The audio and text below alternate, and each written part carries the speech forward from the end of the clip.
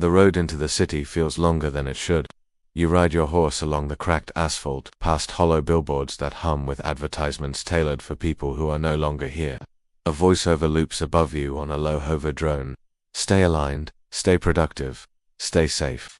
It doesn't even sound like a person anymore, just a pleasant monotone with no pauses for breath. By the time you reach the outskirts, the sun is already high. The city hums. Cars slide by without honking, no traffic jams, no arguments, no chaos. The order feels wrong, like a parade rehearsed 1,000 times until it's memorized in muscle. You dismount, tie the reins, and blend into the flow of pedestrians. You keep your head low, wearing your old cap, the brim shadowing your face. Nobody notices you, nobody cares to. They're too busy listening to the invisible voices in their heads. Every wristband flashes at once. People stop at the exact same crosswalk line, as if drawn by strings. Their echelons glow in unison. A mother laughs, then the man beside her laughs the same way. Half a second later, 100 strangers, chuckling at nothing. You feel a chill run down your back. You've seen formation drills, soldiers moving as one, but these aren't soldiers.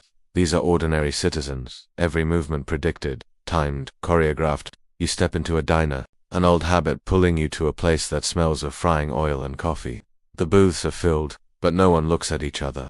Every customer is staring straight ahead, their eyes shining faintly with the cold light of their lenses. Every spoon clinks against every bowl in perfect rhythm, like an orchestra of cutlery. The waitress approaches, smiling a little too brightly. "Will it be the nutrient blend, version 5.9, she asks, voice flat, rehearsed. Before you answer, you glance around the room. Every table is receiving the same question. At the same second, you ask her quietly, "Do you know Sarah Donovan? She studies at the university here." The smile never wavers. She repeats the words as if reading a line of code. "Mike, you don't have a daughter." You blink. "What did you say?" Again, the same tone, the same cadence. "Mike, you don't have a daughter." A man in the booth behind you turns his head, same words, same tone. Another joins in, then another. Within seconds, a dozen voices are whispering the phrase. You back away, knocking over your chair. No one flinches. No one breaks rhythm. You're out the door, back on the street, heart hammering. The crowd flows around you like a current, seamless, as though you're the only one swimming upstream. By nightfall, you're back at your ranch.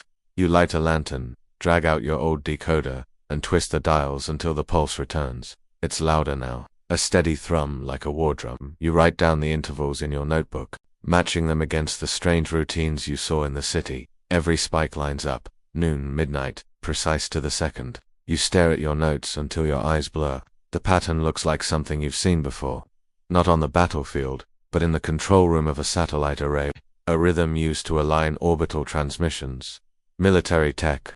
But this isn't coming from Earth. The angles, the timing, it suggests a source higher, further out, something in orbit, something feeding instructions into the pulse net. And then you remember Sarah's broken transmission, her voice crackling through static. They're watching. From above, you slam the notebook shut. Your hand lingers on the old camcorder she left behind. For the first time in years, you wish she were here on the ranch, where silence still exists. Instead, she's somewhere in that perfect city, inside a system that denies she ever existed.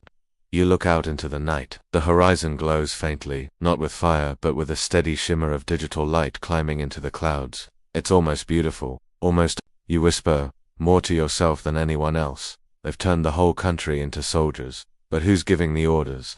The wind answers with silence.